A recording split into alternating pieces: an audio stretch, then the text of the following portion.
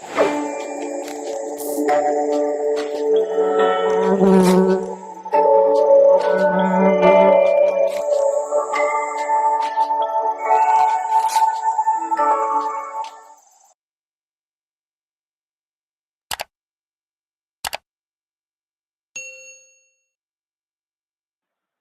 before we get started, we'd love to share our rap song introduction video, and we hope you enjoy.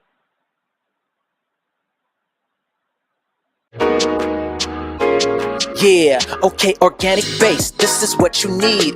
Take you to the future, live a life that can be disease free. All these toxins are taxing on our bodies, no doubt. All these GMOs and these processed foods we can live without. Yeah, wanna see you live a long time. Contaminants in our water and our food supply.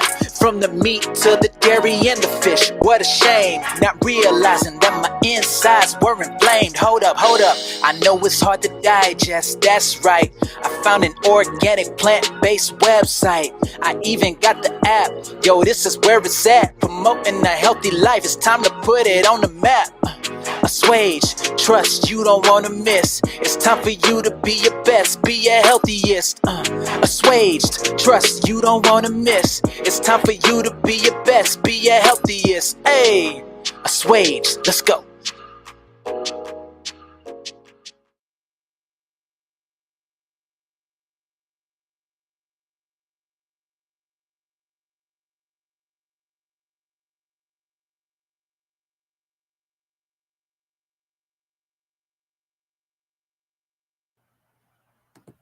Welcome everybody to another presentation by Assuaged Foundation, and today we're going to be talking about the cost of living crisis. The life of man is so short that ordinary people simply cannot afford to be born, says Haldor Laxness. Today we'd like to thank our student speakers. I will be speaking Jennifer Markle-Dumnich, Crystal Rylowicz, Raven Moore, Gabriel, Saiki, and Maria Reyes.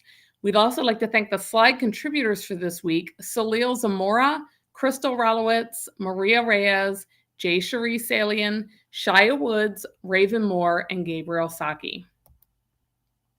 We owe a special thanks to Restream for supporting our student team. Restream's powerful multi-platform streaming capabilities have broadened our reach, connecting us with diverse communities across various social media platforms. Our message of public health and wellness now reaches those who need it most. For the agenda today, we'll look at the cost of living crisis, housing affordability, healthcare costs, education, income inequality, transportation, energy and utility costs, strategies for coping, and finally, policy solutions and advocacy. And now I'll turn it over to Maria. Cost of living crisis. The cost of living crisis affecting people's ability to afford a decent life involves soaring housing costs, inflation, healthcare expenses, education costs, income inequality, transportation expenses, and rising energy bills. The impact on families. This crisis leads to real-life consequences, including financial stress, tough decisions, and a reduced quality of life for families. Policy and advocacy. Addressing this crisis requires essential policies, advocacy efforts, and specific proposals. Immediate attention and action are needed to tackle the cost of living crisis. In the following slides, we will explore each factor and potential solutions. Housing affordability. Challenges of affordable housing. The affordability of housing has a varying impact on the relocation patterns of households. Low-income households exhibit a reduced propensity to relocate in response to rising local housing prices, resulting in their enduring of exorbitant housing expenses. Strategies. States like California should continue advocating for funding to support housing development to aid citizens. Home ownership. The most expensive city to own a home in the U.S. is currently Palo Alto, California, where buying a home is around $3 million. Rent. The rent in Palo Alto can be compared to being around $4,000 per month. Healthcare costs. Soaring healthcare expenses and their impact on family and individual. 25% of Americans have skipped medication doses, halved pills, or not filled prescriptions in the past year due to rising healthcare costs. From 1999 to 2009, average family monthly premium cost rose from $85 to $195.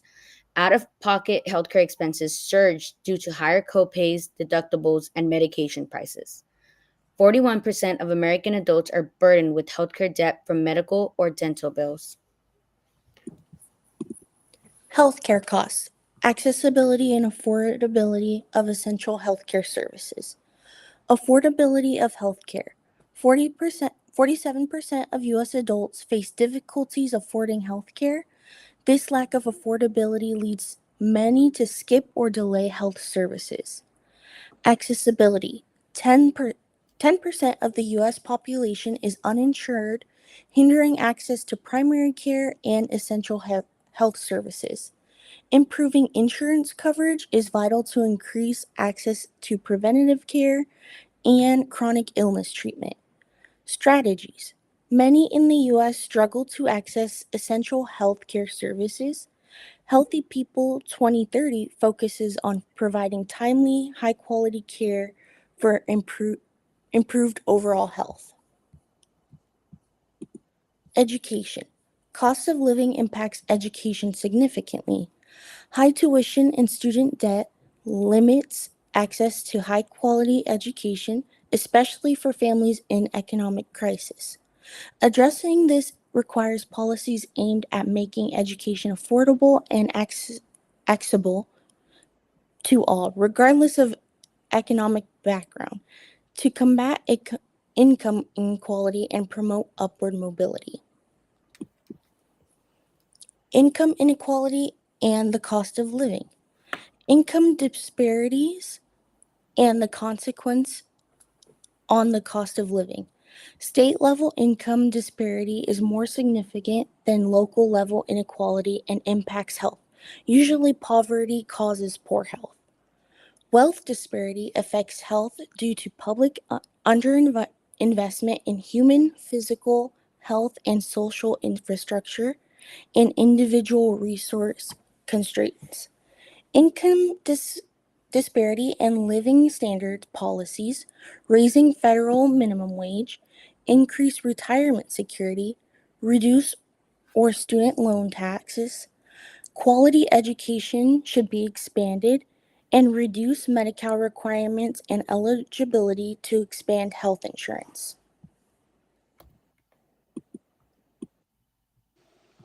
Transportation. Increasing transportation costs and their impact on daily life. Americans spend 13% of household expenditures on transportation. Lower income households spend more due to inadequate transportation system.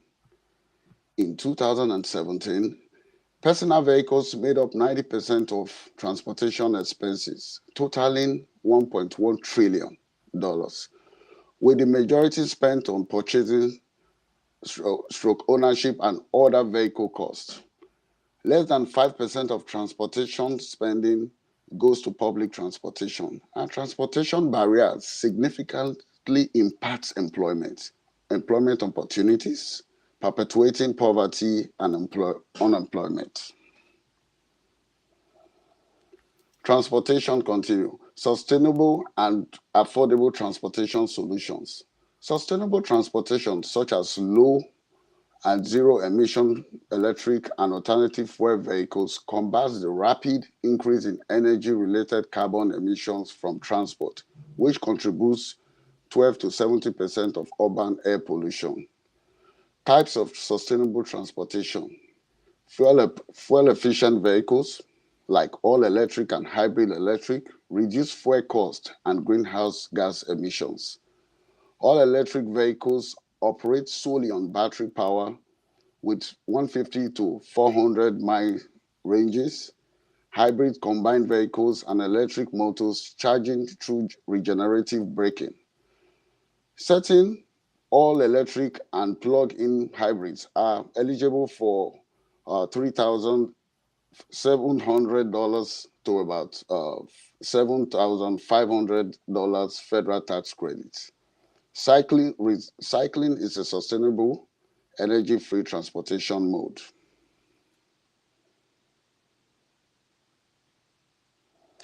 Energy and utility costs. The rising cost of energy and utility costs are making it harder for families to be able to provide for their families and still live comfortably. Families are having to choose their bills to pay just to make ends meet, and they are still having a hard time doing so. To help balance the cost of heat, you can put plastic on your pillows. Put blankets rolled up at the bottom of your doors to keep in the heat, and use weather stripping to help keep the heat in your home. There are heating programs available.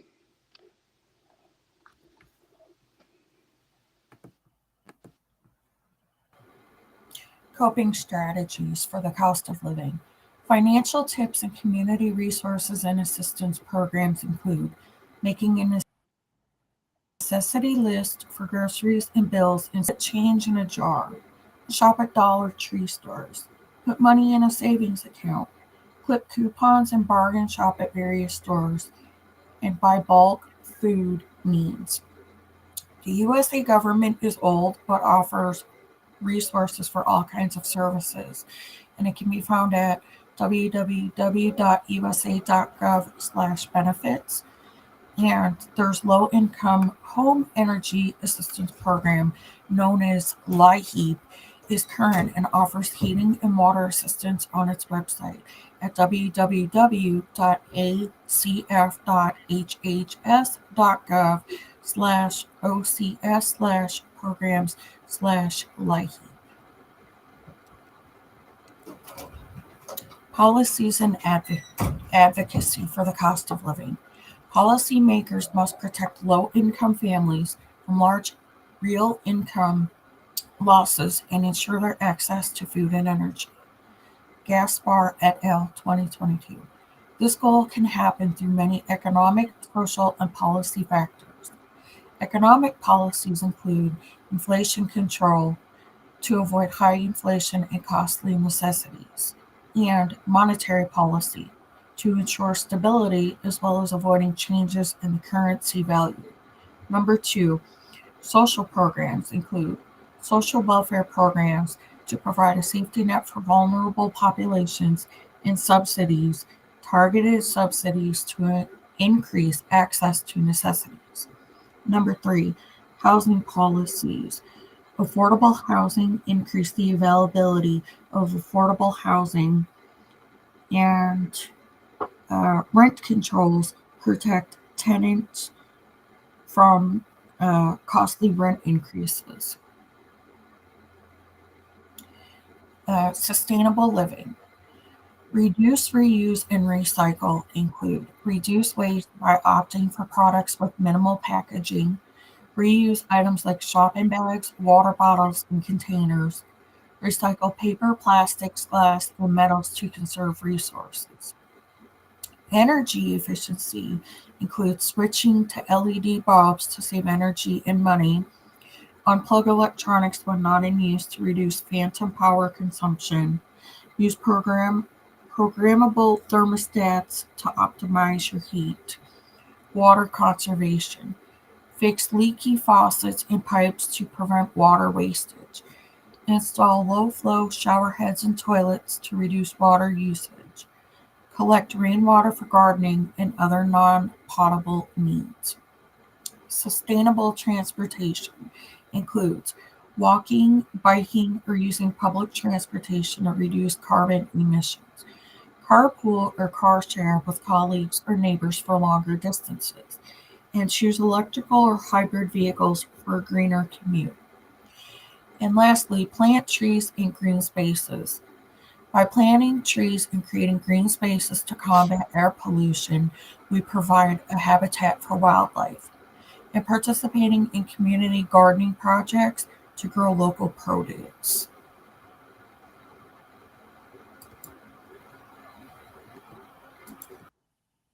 Okay, thank you so much, everybody. So now we're going to move on to our question and discussion section. So I'll read the first question, and then we'll bring everybody back on to participate in this. So the first question is, what is the cost of living crisis and what's causing it in today's economy? Cost of living is a term coined by economists for the amount of money needed to maintain a certain quality of life while paying for housing, food, taxes, and healthcare. International Resources Committee 2022. Factors that contribute to the cost of living crisis include housing costs, inflation, healthcare expenses, education costs, stagnant wages, unemployment. Oh, I thought there was one below that, and unemployment. So now let's just bring everybody on to see what thoughts everybody has regarding this. Hello, everybody. Hello. So any thoughts about what's influencing the cost of living crisis that we're going through right now? Personally, I think one of the major reasons or one of the factors that has actually, let me say, increased the cost of living for individuals, especially within the United States, is actually the income income ratio, and also the let me use the word income and utility ratio. Because sometimes we have there's a growing low income as against more usage of resources. There's increasing tuition fees, increase in groceries, but the income has still, for a very long time, has still remained the same.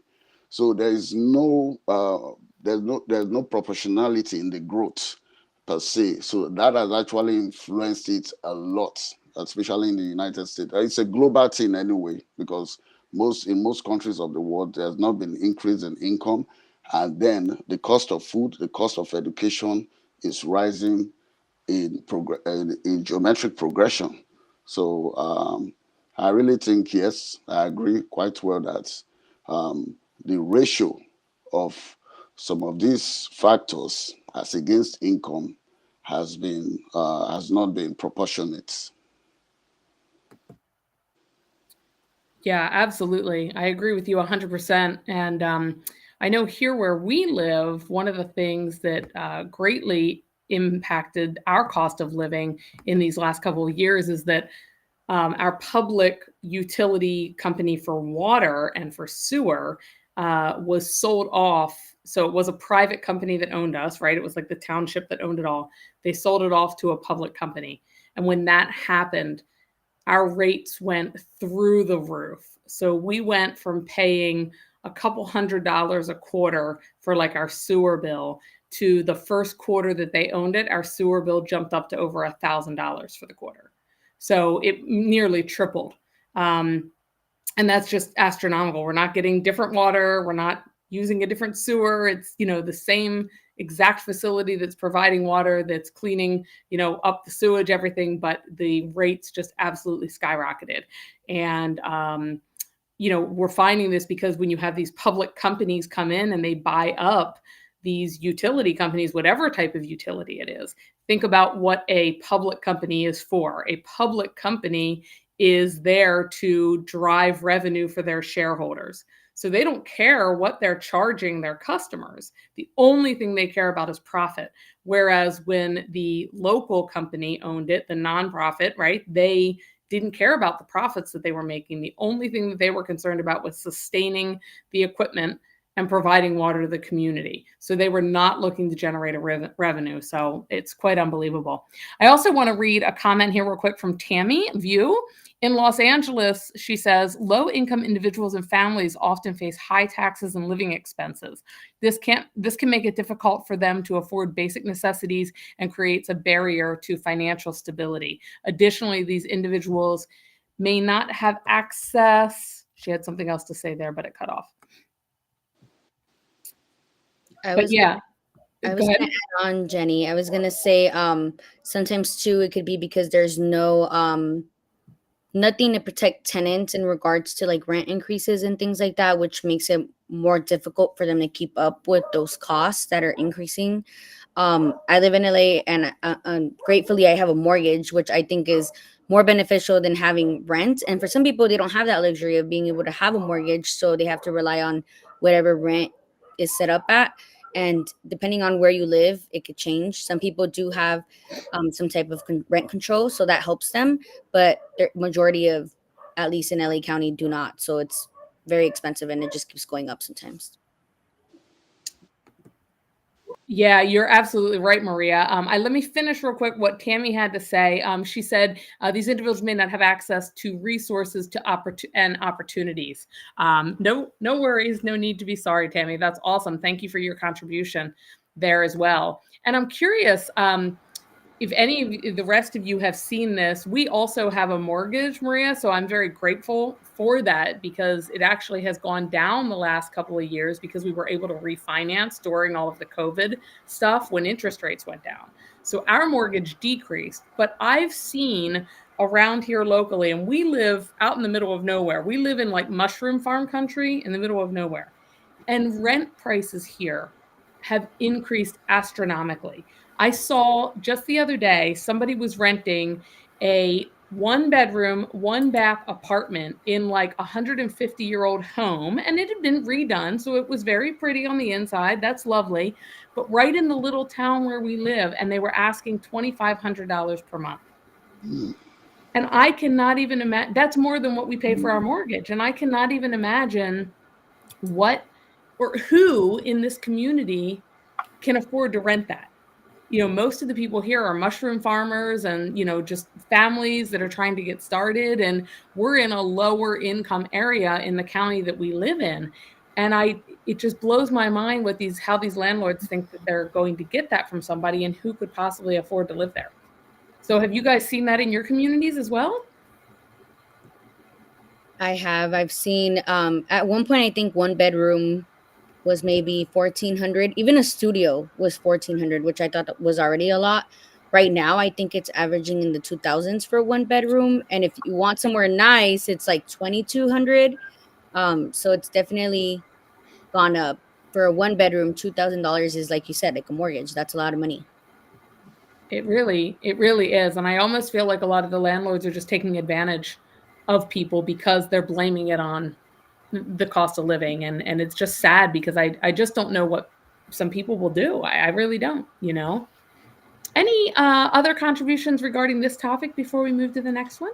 Yes, I just wanted to say that the one thing that, we need to also keep in mind is President Biden he declared that we are no longer in a COVID pandemic crisis.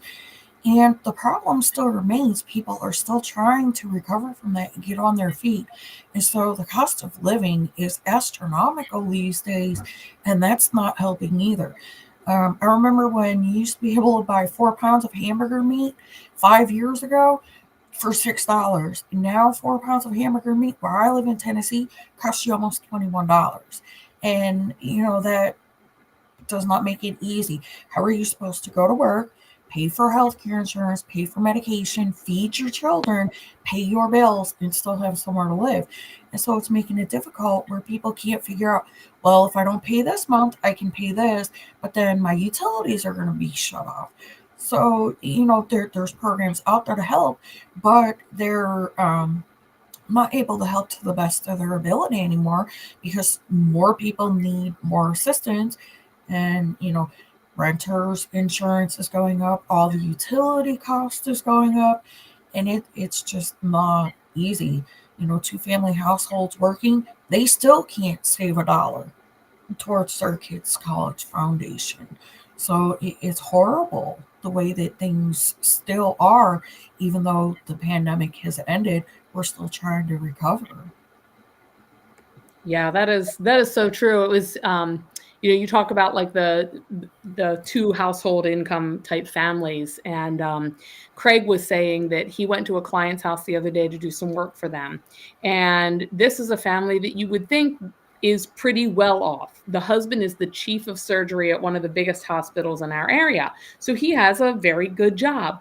But the wife was telling Craig that with the prices of things nowadays, they themselves don't go out to eat anymore. They don't take their annual vacations. They've cut back on all these things because even with him being the chief of surgery, their expenses have increased so much, they've had to start cutting things out. So even the more wealthy end of the population, while they're not struggling to put food on the table, they're feeling the impact. And she said anytime there's like an opening in the schedule and they need an extra surgeon to come in, she tells them all the time, she's like, you better take that shift. We need the extra money, so, because we all know generally speaking, for most people, the more money you're making, the more expenses that you have, because at some point when you started making more, you bought a bigger house or whatever.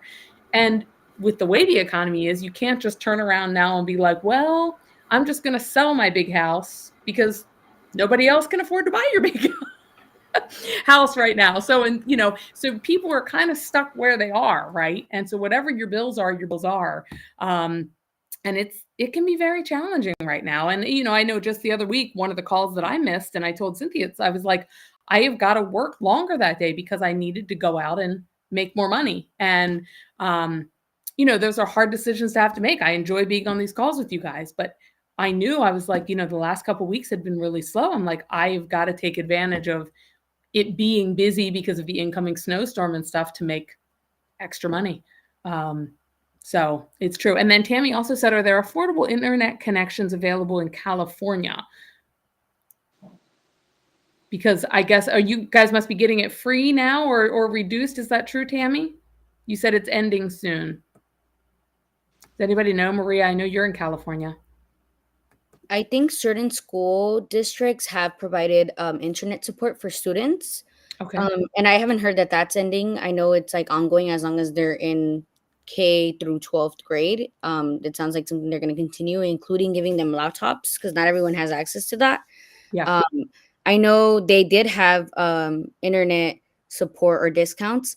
I just don't know if that's going to continue either. I know for some internet providers, they were doing it same thing for K through 12 students, or if you had someone that was a K through 12 student in your household, if you're a senior, things in that regard. So it didn't sound like it's ending, but in case they try to end it, you can always advocate for yourself and say like, hey, things are still rough. Is it possible we can extend it?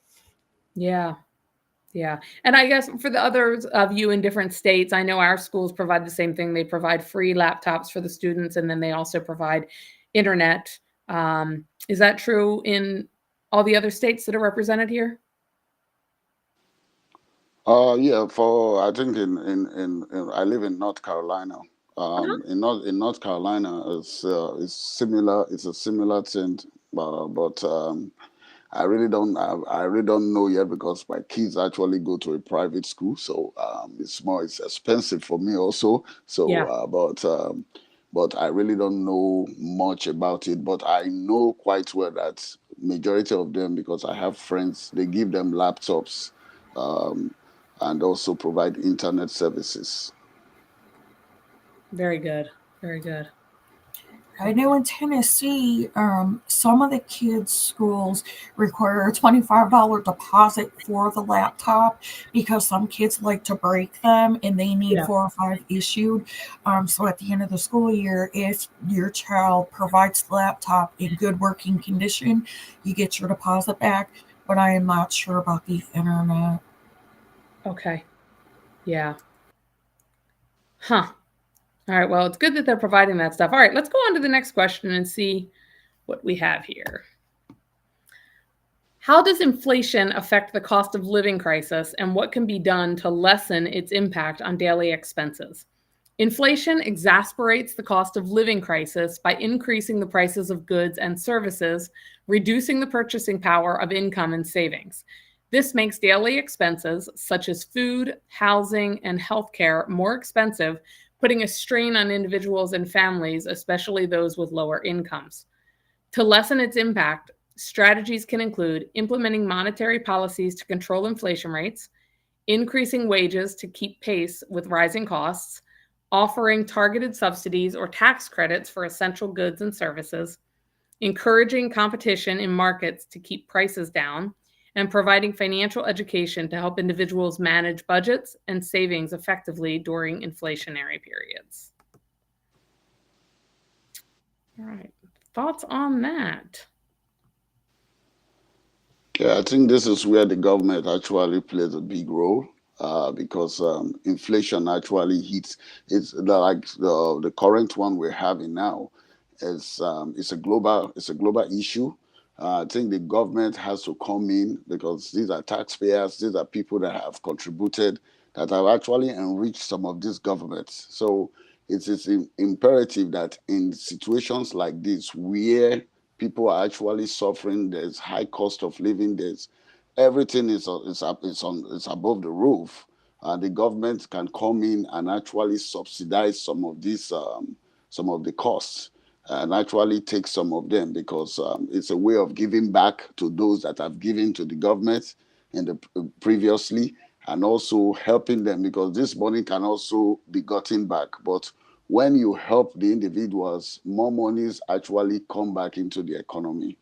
And actually, with that, over time, it helps with the inflation crisis that affects a particular country. So I think that's what is happening in US now. Well, there's been softening of the inflation. Things are going back to normal. The rates are going down also. And with that, over time, some of these monies are also, in a way, it's like a secular motion, where the whole thing is going back to the government. But government has to play a significant role in actually helping individuals, subsidizing um, the various cost of living, education. But that's why I also like the way the government has actually implemented these student loan forgiveness. These are ways of actually helping individuals, so that, but in one way or the other, the money still comes back to the economy. So in a way to help them, you have to provide some of these things, even though some people will call it free.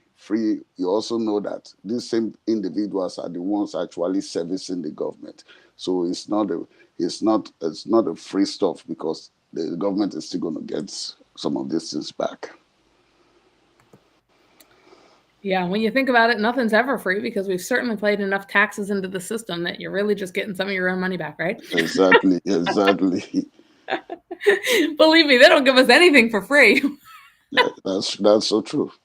They've taxed us when we make it. They've taxed us when we spend it. They've taxed us even if we just sit here and live in our house and we pay real estate tax. They tax us on everything. Yeah. Any other thoughts on this side of it? Not right now. Okay. Awesome. Let's go to the next question. This time I'll remember to put it up.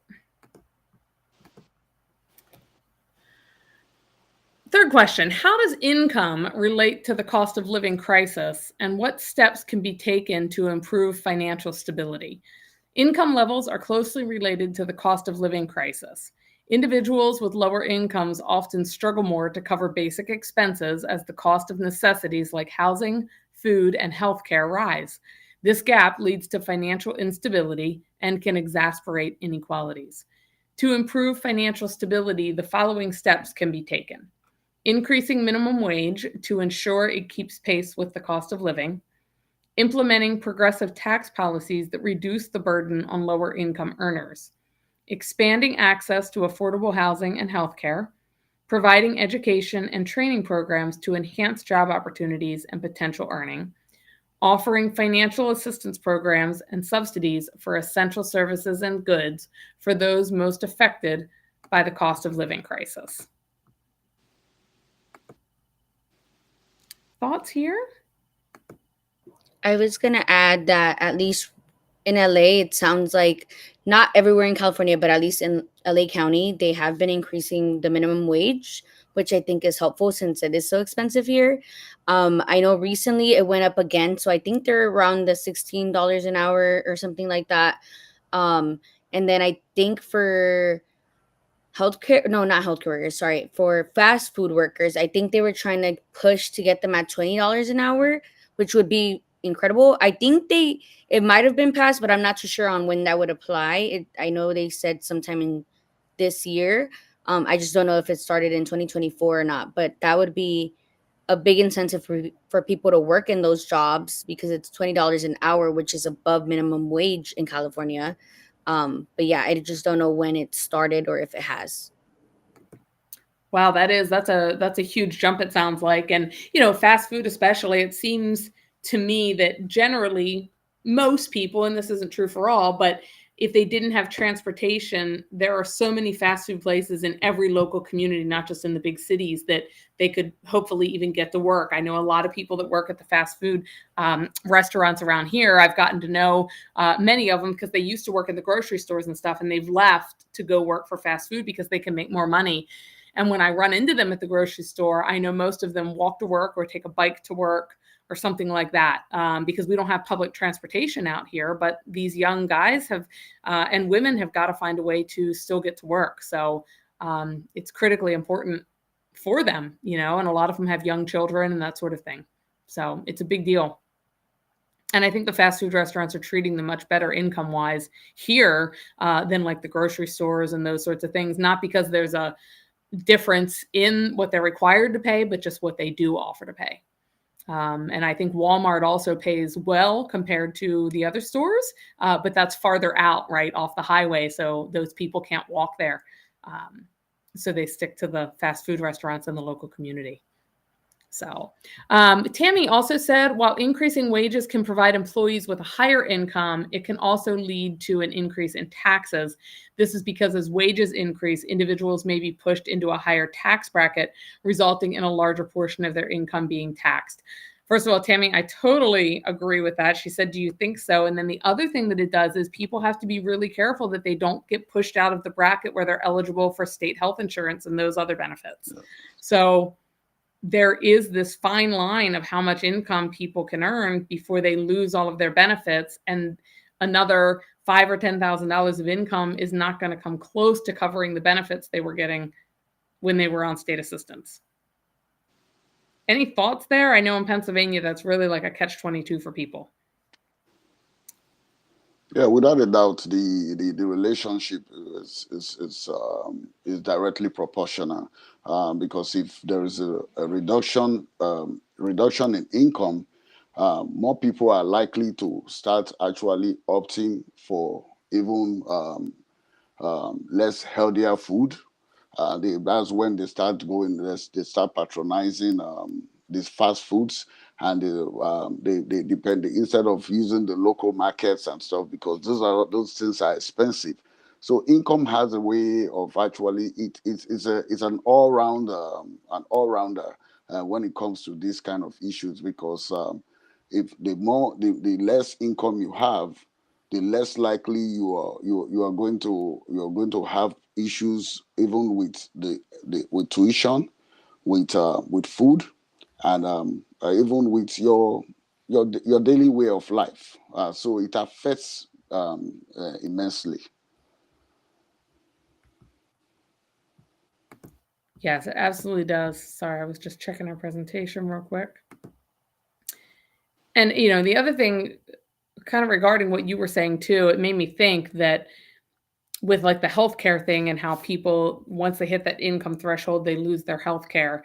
It doesn't seem like there are a ton of great options to get reduced cost healthcare, at least here. So I'm sure there are some, but it's not great, right? So it's almost like it seems there has to be a better way to build a program for assistance where it's a gradual tier system almost, right? So if your income level is here, you're getting these benefits. And then if you make another $5,000 or $10,000, you're still getting benefits, but at a reduced level, and continue to just reduce the level a little bit at a time. So it's not like, oh, great, I'm out making more money and I'm working 3 jobs, and now you take me off of all of my assistance and health insurance and all of those things. So the system certainly needs some work, but hopefully you all that are going to come out with all these public health degrees and beautiful things are going to help the system. Other thoughts on this one? Okay, let's go to our next question. Oh, get it up on the screen here.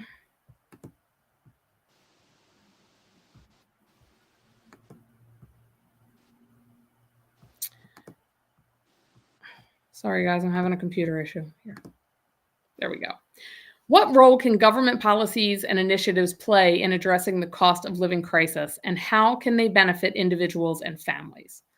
Government policies and initiatives play a crucial role in addressing the cost of living crisis. They can benefit individuals and families by implementing economic policies, controlling inflation, and stabilizing prices through monetary and fiscal policies, increasing minimum wage, ensuring wages keep pace with the cost of living, providing more disposable income for lower income families, affordable housing programs, creating and funding programs to make housing more accessible and affordable, healthcare reform, expanding access to affordable healthcare to reduce the financial burden of medical expenses, education and job training, investing in education and vocational training to improve employment opportunities and potential earnings, social welfare programs, offering financial assistance, food subsidies, and other support to those most affected by the cost of living crisis, tax credits and rebates, implementing tax policies that favor low and middle income families, providing relief from high living costs,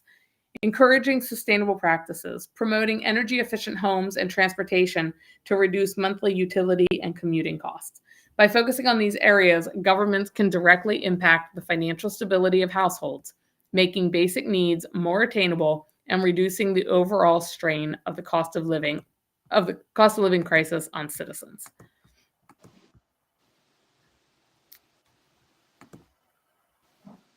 Additional thoughts on this one? Yes, I'm not very political, and so I hope that, this doesn't sting political people, but our government seems to have the problem where we get people in who talk a great talk, and then somewhere along the line they get lazy and they drop the buck and they want to pass it on to everybody else, which does not help. We need government officials that are going to advocate. I think it's very important for the public students and the healthcare administration and even the community to advocate for what we need. Because if you're not going to advocate for yourself or for those around you that need it, nobody else is going to do it for you. And, that's why we do these presentations, to give the community the upside to, hey, this is a big problem. The economy is falling. We have policies in place, but we need you to advocate and be heard. Otherwise, the government is, just going to keep dropping the buck. So that, really seems to be one of the problems here specifically that I am seeing in the state of Tennessee lately. Yeah, absolutely, Crystal. It's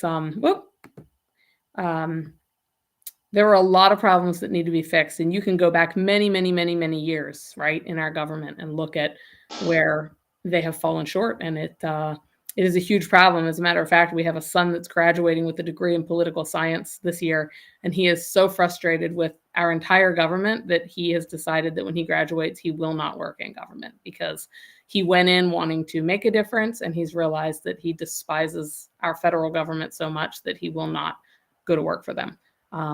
He's done multiple internships in Congress, and I laugh. I understand now why nobody in Congress gets anything done, because he worked for them all this last summer, and he was off more days than he actually worked. He worked like 2 days a week, and the rest of the time he was off, being paid vacation as an intern.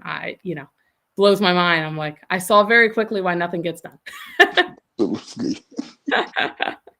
So I wanted to add this comment from Carissa as well. She says, as a society, we need to spend wisely where we have the tendency to buy into the consumer goods. We should try to aim to save and budget, along with planning and saving for emergency situations to aid in financial stability.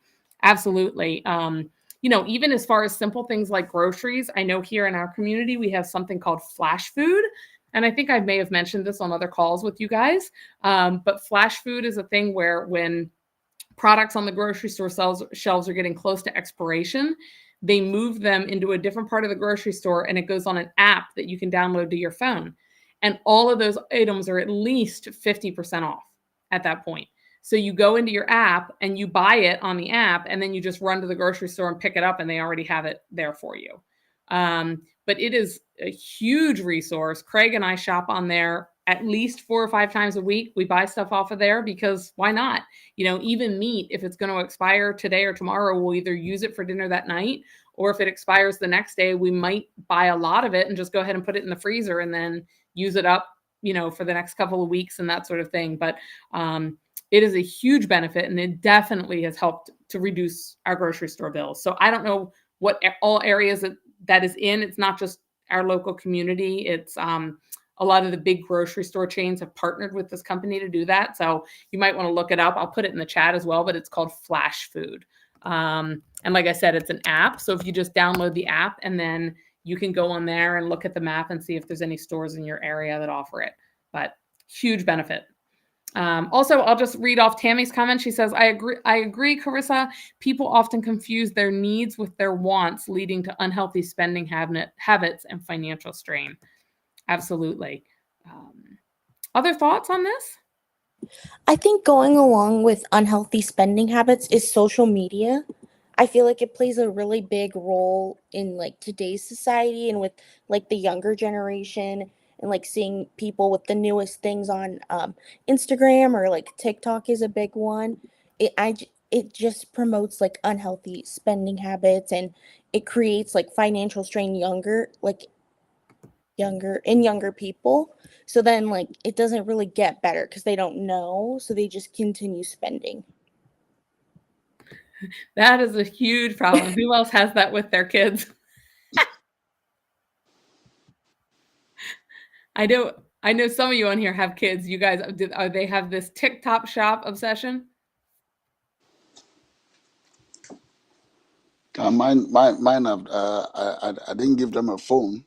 I told them I'm going to give them a phone until they are above 15. Okay, how old are they now, Gabriel?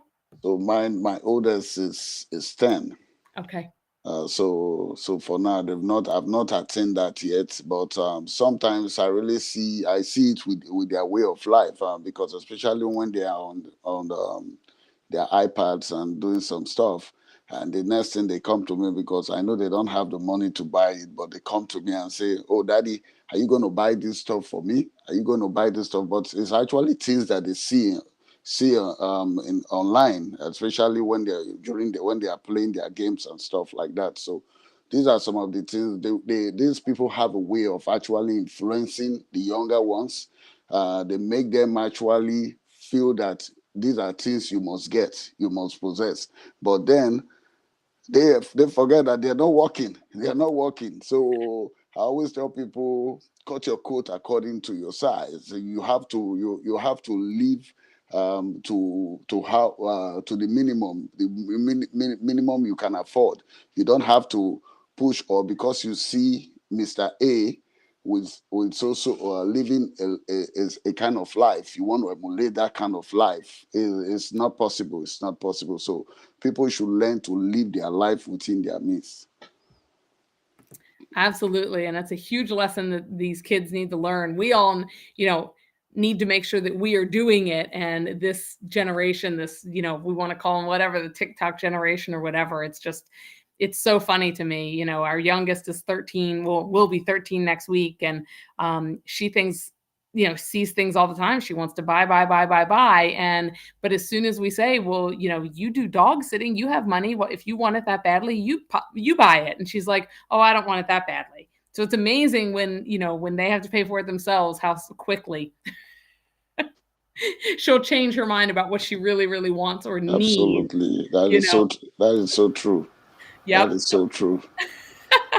When it's time for them to use their money, they tell you, "Oh, it's not important anymore." But if it's another person's money, if it's their parents' money, they always first to say, "Oh no, we want it. This is necessary for us." But we just have to teach them. They're growing up. We have to teach them how to live. Because for my kids, I teach them. I do what they call financial planning for them. I also teach them about money. And that is why I give them sometimes some tasks to do at home. You must work for your money. You must know you must know the importance of having money. So when you do a task for me, I will pay you. I will pay you for doing that job, so that you know that your parents are also working They are not working for free. They are working and being paid. So if you want to get money from me, you have to do certain tasks for me, and I will pay you. I know I'm not going to pay you the way the government pays, but but it's something. I'm going to teach you how to work for it. Absolutely. Great lessons. Crystal, did you have something you wanted to add to? Yes, I just was going to say, I left in the chat for those that seen it. Timu is another big trend that's going on right now. And, he's not a child, but does he count as a child at 52 when you're on disability and it's okay to, spend a couple of dollars and get yourself a nice outfit or something? But I will not tell how much he spent, but he bought 2 race car tracks accidentally. Now, like, we're on disability and we really can't afford to be playing with race car tracks at 52 and 45, but so needless to say, Timu got quite a bit of extra money that we really didn't have. So, like somebody in the chat mentioned, credit cards really enjoy that because they're getting money that you can't afford to spend out. And credit cards are charging you for using. So thank God he did it on his debit card. But imagine a $200 purchase just for anything, your bills or food on credit card, and you got to pay interest back on that. So they're making out. In the meanwhile, you need food to eat, but you're not making out because you got to spend more money to pay the interest that you don't have to pay your mortgage next month. So it's awful. Yeah. And I don't know what the numbers are on it now, but I mean, I've seen different statistics on how much the debt levels of the American public have increased. And so now, that person that spent the $200 even on groceries, right? Over time, they're going to end up spending way more than that on it because it's just sitting on a credit card. They really can't afford to buy it, but they have to put food on the table. So with the interest they're going to pay on that over time, it's devastating for people. It really is. And those interest rates are not forgiving. We know that. I mean, a lot of these interest rates, these credit card things come in the mail, and some of them are charging 29%. I mean, it's unbelievable how they're even getting away with that. It shouldn't even be legal. So, other thoughts before we end up here today? This has been a great presentation, guys. Thank you for putting this together.